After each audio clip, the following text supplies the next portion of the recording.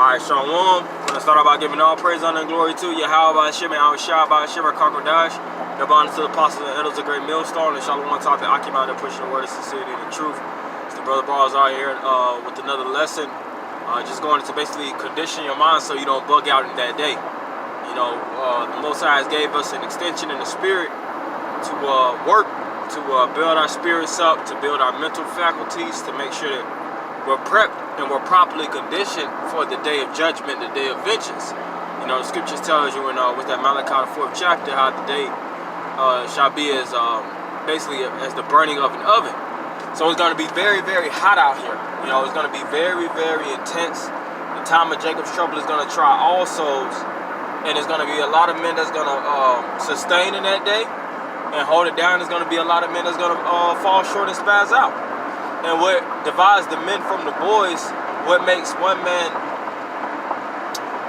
endure 10 times harder than a man next to him, is the properties that he actually put inside of his mind, so to speak. You know, he was mixed with faith. He meditated upon the terror to come. He you know, conditioned himself. He you know, read, you know, so he always was in the midst of scenarios. You know, seeing certain things like movies pertaining to the things of the end, and he wrapped his mind around all the things that were sure to come, so that when the things came and manifest before his face, he didn't bug out. And we gotta be the same way. We have to be the exact same way in the spirit. You don't want to be that guy on the other side of the spectrum that's bullshitting. You know, the masters of your time is revolves around distractions. You're really not into the prophecies like that. Like, you know, scripture tells you that in Revelation, you're basically lukewarm. You don't really fully believe on the prophecy. So if you don't believe and you're not reading like that, or you're not meditating, or you're really not taking this thing seriously. So when the things creep up on you, the time of Jacob's trouble gets very, very intense out here, you're not gonna know what to do. And in turn, you're gonna look for alternative dependencies. Whether it's the government, whether it's Edomite, organizations or Edomite clans, so to speak, rallying and gathering together, Moabites, you know, the other nations, because you know through the spirit that through lack of faith and through lack of preparing yourself, you're not able to survive. You know, as it is written in Isaiah 33:6, for wisdom and knowledge shall be the stability of thy times. So the wisdom and knowledge that you possess, you gotta always recall and remember that these things aren't just for sure. You know, these aren't just, you know, to present, to appeal to the mass of the people, that we know how to speak well on the internet and we know how to bring out precepts. It's nothing like that. This thing is survival of souls, man. You know, you have that saying, what? The strong survive. All right? Survival of the fittest. And only the fittest ones will survive in that day. Alright? And it's all about, like I said, what you put out. You reap what you sow. That's why you have chapters like Matthew the 25th chapter, where it goes into a list of virgins, and how 5 of them, they didn't have the proper amount of wisdom stored up in their vessels, housed in their vessels, to actually endure through the time of grief. So they look to go to you know, in the parabolic state, to women of virtue, women that were prepping their minds, and they were looking to apprehend or receive some of that oil, so that they would be able to make it through to the end. And what happened? The wives denied them. Why? Because they had time. They had time to get themselves together. They didn't take it seriously until it occurred. And the wives, all the oil and all the reserves that they actually had was for the maintaining of themselves, to keep them on the path, man. So you're amongst the body and you're amongst the brotherhood, but at the end of the day, this thing's going to be singled out to singularity. Work out your own salvation with fear and trembling. 2 Timothy 2:3. All right, endure hardness as a good soldier. What's that? 1 Timothy 1:18. You know, warn that warfare as a good soldier. And that the essence of a soldier is being in solitude.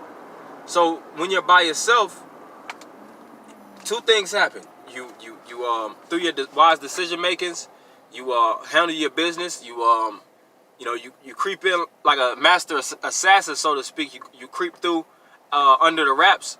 You know, as it is written also, the righteous shall keep silent in that day. Or you fall under a state, a solidarity, and you bug out. You know, you see these different individuals that go shell shock, or they'll suffer in the military post-traumatic stress disorder, and a lot of times they met their match in the military. You know, they were rolling with men, and they used bigger and badder men around them to basically lean towards and to be a shadow unto them, not knowing that whatever they personally go through is going to have a critical impact on them. So when those men signed up for the military and those men went and deployed to the midst of the battle, after seeing all that bloodshed, after seeing all those casualties, after actually seeing the sight of how gruesome and how bad warfare gets, a lot of those men, they'll come from the military, and they'll suffer shell shock. You know, like I said, they'll have PTSD. They can't function right in society. They always having cold sweats. They're paranoid, extremely paranoid. Some of them go as far as they can't be around dogs and animals. You watch that on the movie with Chris Kyle, American Sniper. And basically their whole lives are finished, man. You know, they're not capable of moving amongst the body because they start to become a liability. Their mindset is so all over the place. It's so basically jacked up that they can't even function amongst people anymore. You know, and that's serious, man. And like I said, it all boils down to the certain men that were expecting the things to come to pass and certain men that weren't expecting. And the ones that weren't expecting, what happened? They caught all those things by surprise. And they got instant shock. That's why you have the term shell shock. It was so many things that shocked their minds. The visuals of men bleeding out around them, those are things that they didn't premeditate on and prepare themselves for, and that's the result of it. And none of us brothers in the spirit of Yahweh Shema Bashar want to fall under the example of an individual like that. We have to be the examples of believers, those that were already meditating and looking forward to the time of Jacob's trouble in the spirit of Yahweh Shema Bashar, praying,